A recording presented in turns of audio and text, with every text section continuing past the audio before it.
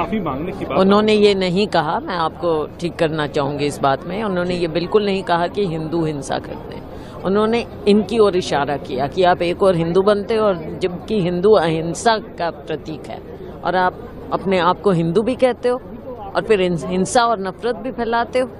ये बात राहुल जी ने कही है। जो असलियत है, आईना दिखाया राहुल जी ने, वो आईना नहीं देखना चाहते। ये जो बात कही, मंत्री एक के बाद एक खड़े हो रहे थे। ये कभी होता नहीं है। जब नेता प्रतिपक्ष बोलते हैं, उनकी बात का जवाब आप जवाब देना चाहें तो माननीय प्रधानमंत्री जी तब जवाब दें, या मंत्री जब बोलना चाहें वो जवाब दें। बीच बीच में बार बार राहुल जी को रोका टोका गया।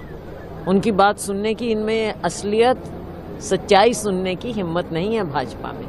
हम थोड़ी सी कन्फ्रंटेशन आज यूँ कहें कि माइक जो बंद हो रहा था राहुल जी ने उसके ऊपर भी रखी, और एक मौके पर लोकसभा अध्यक्ष और जो है नेता प्रतिपक्ष दोनों के बीच में भी बात हुई, जब लोकसभा अध्यक्ष ने कहा कि आपको संस्कार और इन सब चीज़ों को सीखने की, देखने की। देखिए, राहुल जी ने जो कहा बिल्कुल सटीक बात कही है। बात संस्कार की नहीं है।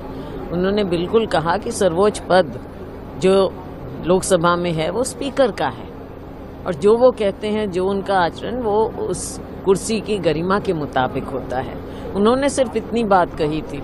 मुझे नहीं लगता कि इसमें कोई व्यक्तिगत उन्होंने कोई किसी तरह की बात कही है। और जब माइक भी बंद होता है तो उन्होंने ये नहीं कहा कि आप बंद कर रहे हैं। उन्होंने ये कहा कि मेरा माइक क्यों बंद हो जाता है। आप देख लीजिए, रिकॉर्ड देख लीजिए कि उन्होंने क्या कहा। उन्होंने सिर्फ यही कहा कि मेरा माइक क्यों बंद हो जाता है।